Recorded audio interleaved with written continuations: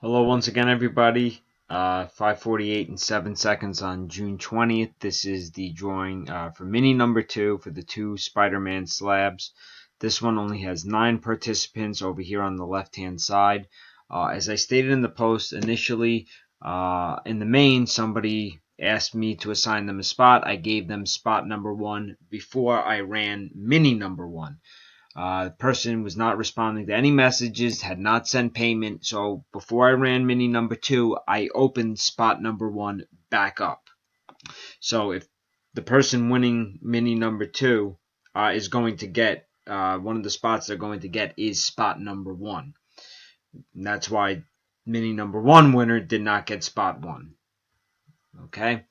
So we have the numbers 12. Whoever comes in first place is going to get the first 6 available spots. Whoever comes in second place is going to get the final 3 available spots in the main. Good luck, everybody, and here we go.